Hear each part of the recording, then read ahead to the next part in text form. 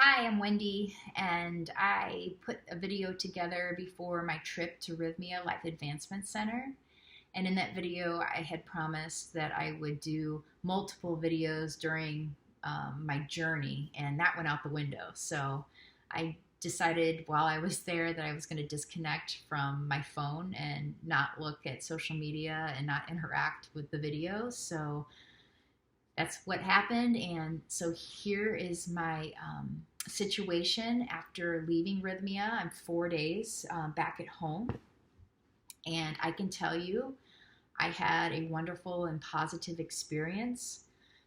Excuse me, there are so many things I could dive into. So I just want to give highlights, and maybe this will be helpful for you if you're investigating plant medicine and specifically Rythmia. So, just a little bit about Rythmia and Jerry Powell.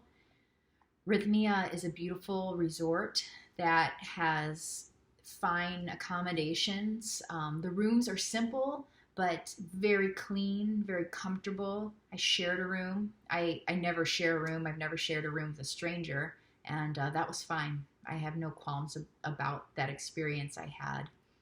And the food is absolutely amazing. Chef Meg has such a talent. She serves plant-based meals, and there are some meat-based meals, just a few for people who are omnivores. But I stuck with the plant-based for the 7 days, and boy, I feel so light and amazing and energized. I am an avid coffee drinker. I haven't had coffee for a week before I went to Rythmia, in the diet to prepare for the ceremonies. And I have no craving for coffee, and I have no craving for sugar. And surprisingly, I have no craving for alcohol. And I'm one who loves to have a glass of wine or a cocktail a few nights a week.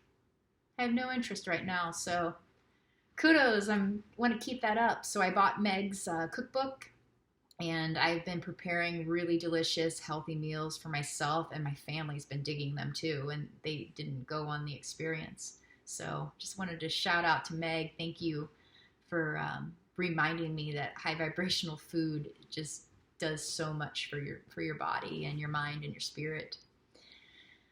Okay, so Jerry Powell, what an amazing guy.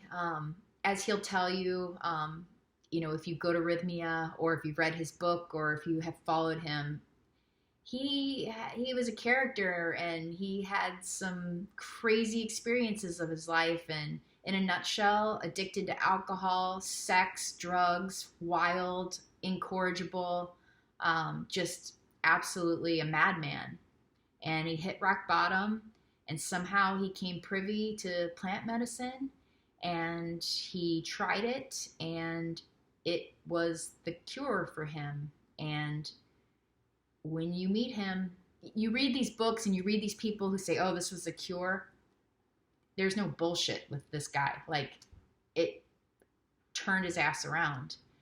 And not only did it turn his ass around, he was able to come up with a vision of how he could help others, because he knew in his heart that this cured him. Wow, what could I do for others who are, less messed up than I was? And sorry, Jerry, if you hear this, but you know where I'm coming from that.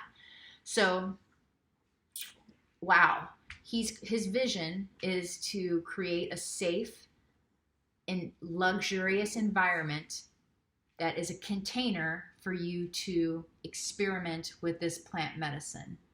And boy, did I feel safe, comfortable, contained, loved, watched over. There was never any doubt that I was not going to be nurtured or taken care of. He went to great lengths to provide educational classes before ceremony, right after ceremony, and then again before the next ceremony and after. There is such great care in the whole process to provide the tools for you to get the most out of your journey through the plant medicine. It's something that he never got from his experiences, from going to Costa Rica. He was literally given the medicine. He went through his shit and then was sent back on a plane home with no help no guidance, no wisdom. And so he was like, no, we can do this better. And boy, is he executing upon that in such a beautiful way. So kudos to you, Jerry. Thank you for creating this. You are a visionary and you are changing the world by helping to change all of us by giving us this experience. So much love there. So Rythmia offers 4 plant ceremonies per week. You have to stay a week at Rythmia. It's your choice whether you're going to go to the ceremonies or not. But if you check into Rythmia, you have to stay the week. And so Monday, Tuesday, Wednesday, Thursday are the ceremony nights. So night 1 was Brazilian night. It was a Brazilian brewed ayahuasca. And I loved it. It was a perfect introduction. Kat was the shaman facilitator. She is an amazing woman, an amazing healer. When you enter the ceremony, they have what's called the noble silence. So you're not talking. Everyone is going through their own process. You have no clue where other people are on their journey. So you don't interrupt and you let it play out. And the shamans are there not necessarily to help you with your specific issues. They're here to help you in the overall process of purging out the emotions, the things that are not serving you anymore. So the ceremony starts with the noble silence, and then they serve rapé, which is a tobacco that's blown into each nostril. It's there to ground you and open up your third eye. So that process to get through the 70 to 80 some people that are attending the ceremony takes quite a while. So you wait your turn, or if you choose not to do the rapé, you can wait on your mat and just meditate and think about your intention. One thing about the intention before I go on with my experience at the first ceremony is that I had my intentions before going to Rythmia, but when I attended the class, Jerry broke down 3 major intentions where I felt they were so all-encompassing that my intentions fell underneath this umbrella. So I used the main intentions and then had sub-ones. So the intention is, show me who I've become, merge me back with my soul at all costs, and heal my heart. So beautiful, beautiful intentions. Show me who I have become, merge me back with my soul, and heal my heart. So they call for first cup, and you wait in line, and the shaman takes great care to pour the tea and bless it, and you can see that they're putting their love and intention and feeling into it, and they hand it to you, and they look at you in the eye, and now you're holding this cup, and you're a little nervous because if you've never done it before, and hell, every journey is different, you never know what you're signing up for. And you're holding this cup and you're saying your intentions either in your mind or verbally, and then you shoot it back. It's not the greatest tasting things, but you shoot it back, and you really do need to keep it in your stomach for 25 to 35 minutes.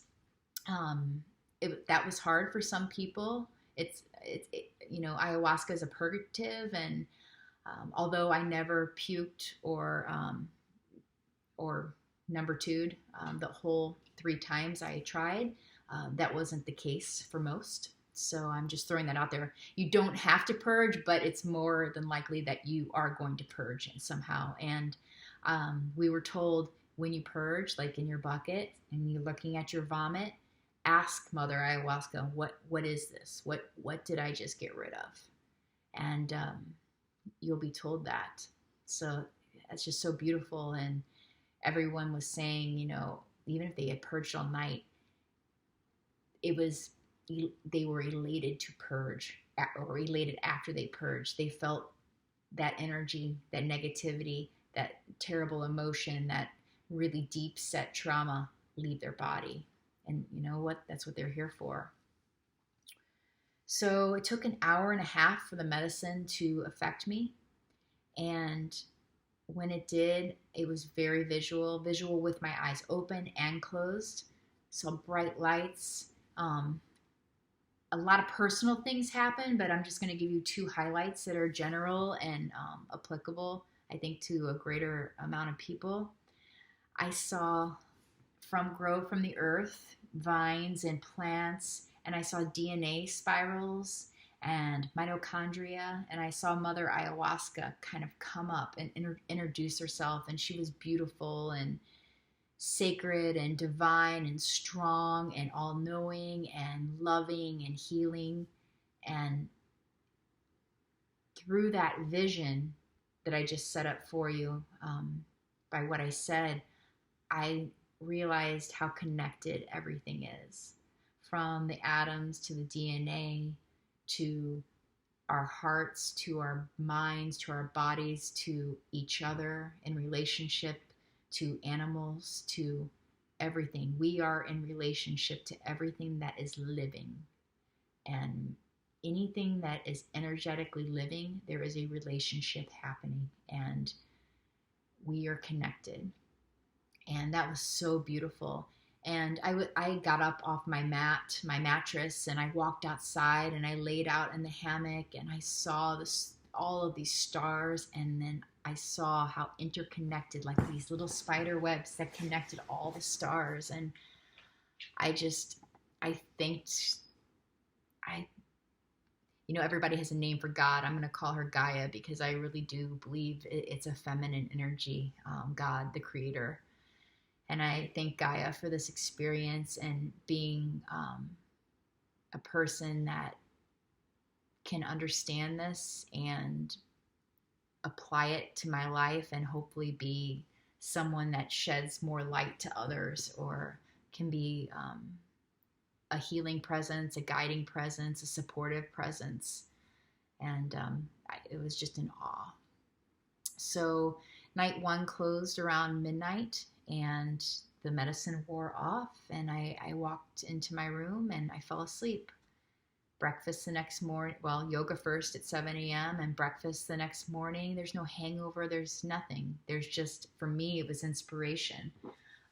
Listening to others at breakfast, some had emotional rough nights, what they would call it, but they were intrigued and excited, so to speak, at breakfast. So even though that night was super hard for them, there was no downside at breakfast. They were like, yeah, it was hard, it was emotional, but I got some insight that's going to be really good for me. So that was super cool.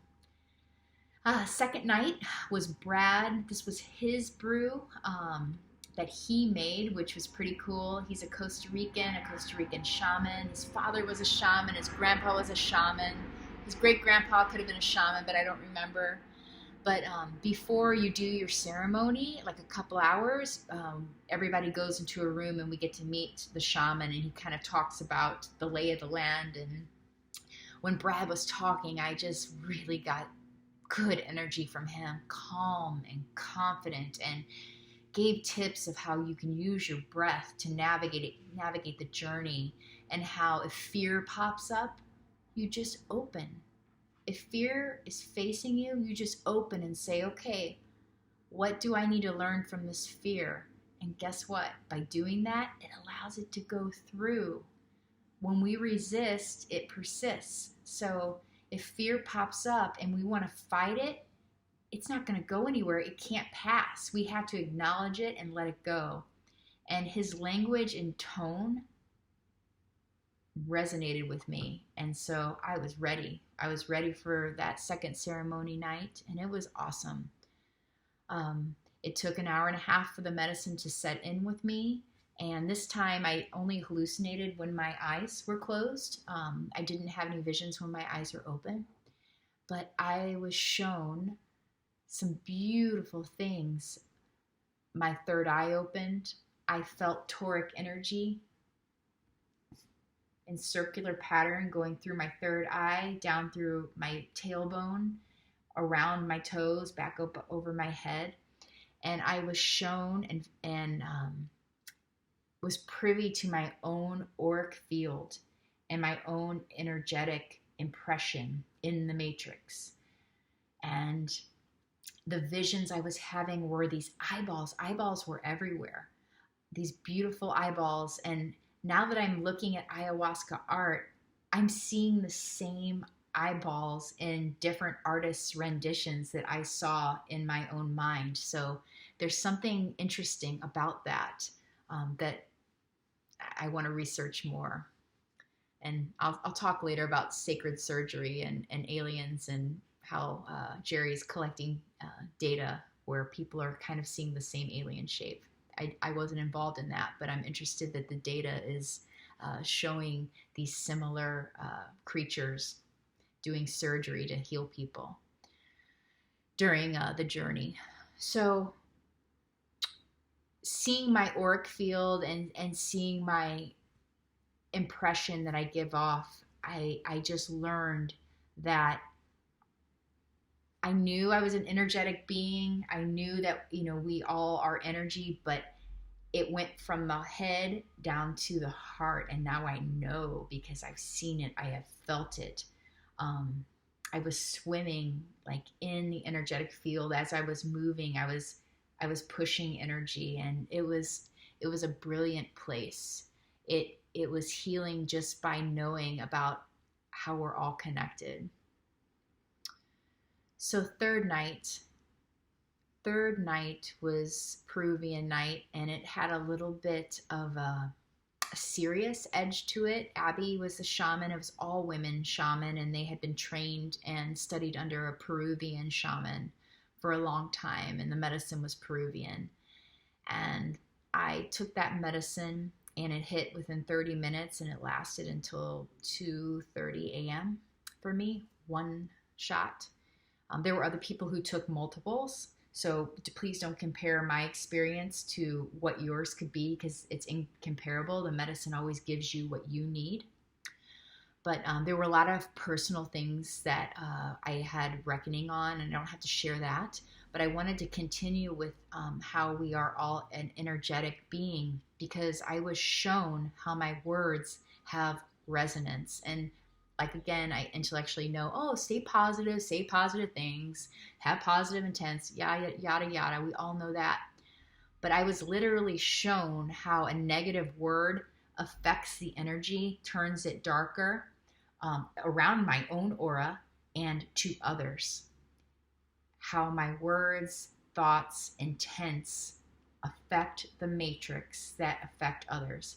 So I say something negative to someone, they may brush it off or say, she's a bitch, and forget about it.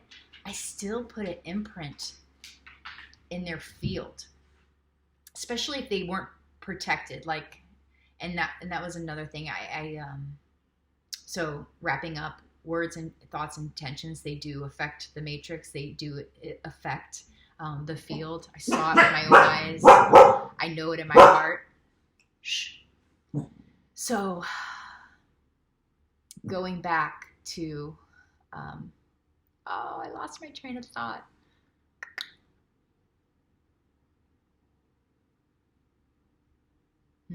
Well, see, this is happening. Jerry talked about an integration period. It can last from the time you leave to 2 weeks, typically. His data is showing to 2 months. And you've been opened and you've received all this information, and things aren't, there's an integration that needs to happen. And I'm finding that I'm so overwhelmed by all that I learned that I'm having problems staying on track. It's not an impediment to my family life. It's not an impediment to my work. It's just to have excellence on a video. It might be an impediment, but it's okay. I'm going to do another video in 30 days, and it is what it is. So I'm leaving. Oh, here it comes. It came back. We are a channel for energy. And it is important to keep your channel clear so that when negativity comes in, you can feel it, allow it, don't resist it, but it'll go through. You want your channel open so that the emotion goes through and doesn't get stuck. When this energy gets stuck, a negative one specifically, it binds to your physical body. And enough bad energy coming over time, or the years, or even one blunt trauma that comes in, it causes disease, it causes anxiety, it causes depression, it causes illness, it causes malfunction in how your brain works. So it's super important to use modalities that help you keep your channel clear. And I was shown this in a very visual and heart-knowing way. Personally, I was shown that I am a channel that is receiving other people's energy, and the depression that I had, that I spoke about in my first video, it might not necessarily have been mine. I was shown that the boundaries I have with other people, because I'm empathic, are too permeable. And although I can still be available for the people I love or others who want to vent on me, I can put down energetic boundaries so that I'm not absorbing it. So after an interaction is over, I can be free of it. Because at the end of the day, everyone is on their own journey. So I don't need to hold in somebody's sadness or anger, because I can't do anything to make that better. So if a friend is grieving and I'm really with her and I'm holding space and I'm feeling that grief, that's fine. Let it go through. But do things for yourself to clear that out so you're not holding on to it. It's so valuable. It's like what they say in the airplane, you have to put your mask on first and put the oxygen mask on. You have to do these things so that you're available for others. You have to keep your light shining. And if you have all these shadows or negative emotions, energetic, tumors, energetic roots that are bundled up with lots of rocks and stuff, you got to figure out ways or modalities to unbind yourself, because we are just beings of energy having a physical experience, point blank. So we might as well have fun with it. We might as well love. We might as well experience joy. And the quicker you can understand that, the more expansive your reality can be. So, what I dislike about explaining this on a public format, I've never put anything out here as woo-woo, as some people would say, to the public, because I don't want to be projected on as someone who's crazy or out there. I really believe that modern science is about ready in the next 5 years to connect this medicine, this plant medicine, and science and this plant medicine are combined, and it's going to be more reasonable for the masses to understand and maybe try. So, I've always been an early adopter in my life of fashion, of music, of thought, of what have you, an early adopter. But I think in the next 5 years, we're going to see leaps and bounds of understanding in the scientific community, and they're going to have the right language and the right data to support the feelings and experiences and the results these people, people like myself and others have experienced through ayahuasca and perhaps other plant medicines. I haven't tried them all. So anyway, one more thing before I go.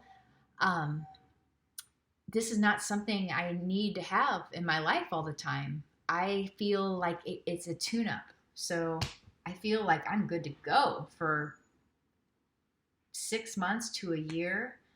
I might just need a one night session tune-up, in 8 months from now. It's the results are long lasting. I was with a couple of people who had been to Rythmia 2 and 3 times, and they just decided to make it their yearly thing that they do. So as a tune-up, things get dusty. But it is pretty interesting how I feel, and the joy and connectivity and curiosity and inspiration I have right now from my heart and from a very amazing, authentic knowing. I've never experienced that before. So I wanted to share this with you, and know that I'm not recommending this to anyone. I'm sharing my experience. But if it calls you, it might be worth investigating. So thank you for listening, and have a wonderful day.